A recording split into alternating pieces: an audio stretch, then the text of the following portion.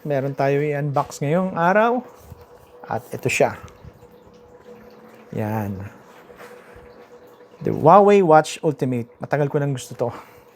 Since dumating na yung 2024 model nila, sabi ko sa sarili ko na kailangan kong bumili ng isa na yung pinakamahal na para wala na akong isipin pa.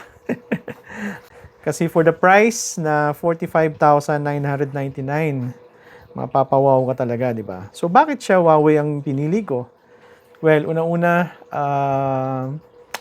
isa lang naman ang feature dito na pinakagusto ko yung 14 days battery life niya, na 2 weeks battery life, 14 days. Tapos, ang normal na battery life niya, kung lagi mo siyang gamit yung mga other features like yung mga pag nag-workout ka, 8 days. So, actually, matagal ko nang nabili to at nakikita nyo naman sa ibang vlog ko na nagagamit ko na siya. At talagang ngayon ko lang siyang kailangan i-feature ngayon kasi kailangan ko siyang i-test Since nag-workout na tayo ngayon sa Anytime Fatness. Fatness. So natin nalaman na pag nakabukas lahat yung mga features niya, yung mga ganong features, it only takes like 7 days. 7 days lang yung 1 week pa rin. 1 week pa rin yung tagal niya. Tapos nalobat siya kaagad. So yun ang isa sa mga feature niya talaga na isa sa mga pinakagusto ko is yung battery life niya. Compared to the most expensive one ng Samsung at yung latest nila, tsaka yung Apple Watch, 2 to 3 days lang yun mga parts. So yung 3 days na yun, sobrang gamit na yun. Medyo malabo pa, minsan 2 days pa. So kasi nakapag-interview ako ng isang guy na meron siyang bagong Samsung Watch at sinabi lang niya sa akin it's 2 days lang daw yung battery life niya. So unboxing natin.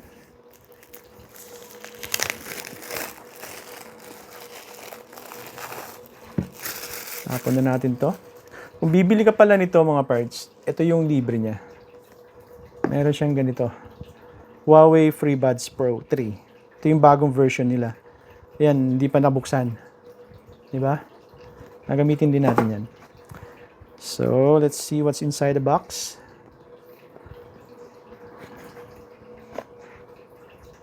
Ito yung receipt. So, 45,999. Grabe, no? Nasaan kaya yung watch? Andito yung watch, mga pards. Nasa tubig siya, pards. Kagabi pa to. Diba? Kagabi ko pa siya nilagay. So, trapuhan natin muna. Since kagabi pa to. So, what's inside the box? This one. Kasama to. Ito pala, aftermarket ko na to na nabili. Sa GT2 watch lang yan nakukuha. Tapos, kung binuksan mo to, sobrang premium niya. Grabe. Nandito yung charging port niya. Charging station niya. Meron siya manual. Nandito yung charging station niya na may cable na. Tapos ito yung isang isang mga bracelet niya na kasama. At yung kasama sa bracelet na metal. Tanggalin natin. So, ang kasama niya talaga is this one. Ito yung pag malaki yung wrist mo. Ito yung sobra niya na pwede mo siyang dagdagan. Tapos ito mga parts, ito siya. Ito yung tawag nito. Ito yung bracelet niya na gagamitin mo lang daw to pag nagda-diving ka. Ay, hindi naman ako nagda-dive. Rubberized siya na mahaba. So, bakit daw siya mahaba? Kasi daw pag pag nag-riding gear, scuba diving gear ka daw, para pwede mo siyang i-wrap dun sa niya. At kagandahan sa kanya mga parts, kulay green. Ganun siya kahaba, no? Diba? Pero hindi ko to magagamit for sure. Hindi ko to magagamit. Ayan o. Uy, meron siyang ganito. Oh, wow. Ngayon ko lang alam to ah. Ngayon ko lang nakita to. Isipin mo, ngayon nagulat na ako. So, saan siya kakabit? Igaganon siya. Igaganon? Paano siya kabit? Weird, no? Paano siya kabitan? Or this one? Ah, this one. Kailangan mo tong ikabit. Ah, dito siya ikabit. Ito, this one. Ayan. So, may option din siyang ito. Ah, gagamitin na rin to. Sayang to. May option pala siya. So, ito yung mga libre niya. Ayan, mga parts. Ayan yung mga libre niya. So, 100 meter water resistant siya. Actually, itong model na to, mga parts, pang golf siya talaga. Hindi siya pang riding. Pang golf siya. Meron ding pang diving. Pero yung pang golf yung kinuha ko instead ng pang diving. Kasi ito kasi yung latest version ngayon eh. Hindi yung isa. Yung dati kasing version, maganda rin naman yun. Actually, gusto ko nga yun. Kulay blue. Pero sabi ko, dun ako sa latest version kasi kulay ng Vespa. Kulay green. So, itong kagandahan nito mga parts. Ito kasi, ganito yung old model ng ano, di ba? Ng strap niya. So, push mo to down para mailagay mo yung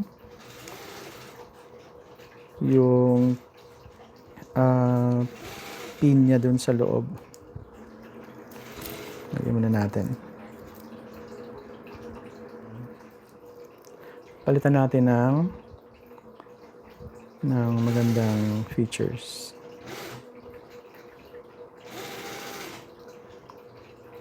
Ito.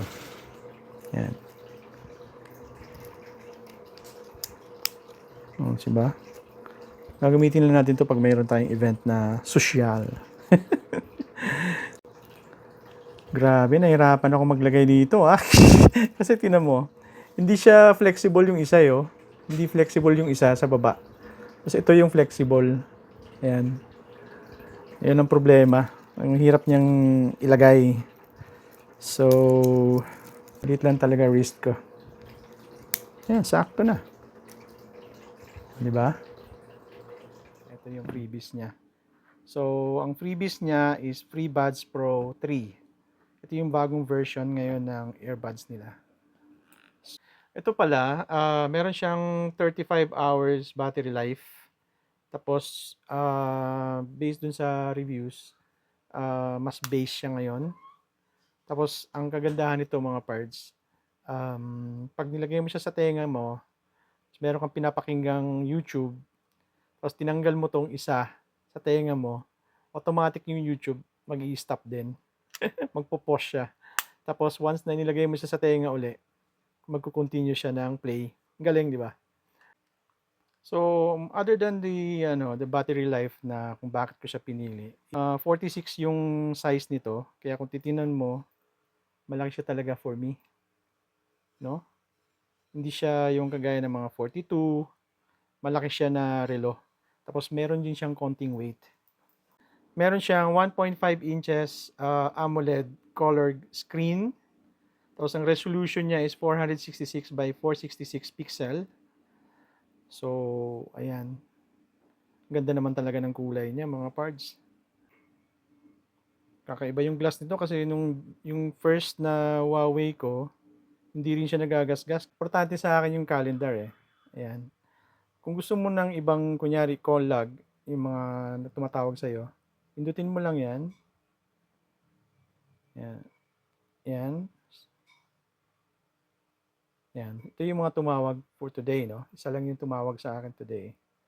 Clear mo lang siya. Tapos balik lang ng ganun. Tapos calendar. Meron siyang ganyan. Music. Pwede ka mag-music pala rito.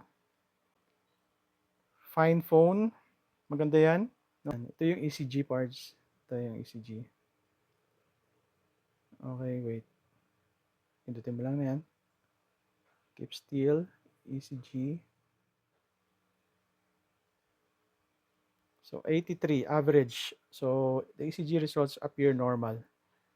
is for reference only. Should not be used for medical diagnosis. Pa ba ibang features nito? Ito, I think you need to meron kang itong ano, itong ah, tawag nito yung kailangan mo siya i-connect dito, no? Kung gusto mong automatic malalaman mo kaagad kung ano yung schedule mo for today. So, dito mo rin siya malalaman. So, you have to remember mga parts, kung naka-activate lahat tong mga ganitong features, expect na bababa yung battery life mo. So, most probably, kung 14 days to ang normal niya talaga, so magiging 7 to 8 days na lang. Di ba? So, okay pa rin. Compared dun sa mga 2 days ng Samsung tsaka iWatch, Apple Watch. Securely fasten. So, ayan. Measure arterial stiffness detection. Ayan. So, let's see. Ayan siya. Okay. So, normal naman daw, sabi niya. Arterial stiffness. Okay. Record add activity. None of these. Okay, dun tayo sa none of these. So, marami siyang features talaga na magagamit mo. Like na for your age or for my age, pwede na siya talagang magagamit. Tapos, meron pa siyang yung ano, sa dugo mo, i-measure mo yung oxygen mo. Di ba? So, ayan, 96 yung oxygen ko. So, okay yan. Normal pa yan. Okay, wallet. Itong wallet naman, mga parts, kailangan siyang naka-connect yung like yung GCash mo dun sa Huawei application. Now ngayon, once na naka-connect siya, automatic pwede ka na magbayad using your watch. Gaganon mo lang. So, hindi ko muna pina-activate 'yun kasi una-una, delikado 'yun. Tapos ano pa ba ibang features? Ito. So, kanina 'di ba niloblob natin sa tubig siya for kagabi hanggang umaga. So, pwede mo siyang i-drain. Kunyari na galing ka na sa swimming, meron siyang draining. Tutunog 'yan. Yan. Then, kailangan mo siya i-shake. Yan. Tatanggal niya yung mga maliliit na water. Ito naman, torch. Ito naman kung kunyari nasa liblib ka na lugar, automatic yan siya magaganyan. Ayan. So, ganyan yung isa sa mga features niya na gustong-gusto ko rin. Which is, obviously, madaling malobat tong ganito. Pero kung full charge ka naman, nothing to worry. Yan yung isa sa mga features niya. Tapos kung gusto mo, kunyari, ayaw mo magpa-disturbo, the device won't ring or vibrate notification, pwede rin. Tapos meron ka ring do not disturb. Yan. Tapos, ayan. So, yan siya mga parts. Ang isa sa mga magagandang bagay na kung bakit ko siya gusto talagang kunin. Okay? Marami namang mga smartwatch dyan sa market na magaganda din.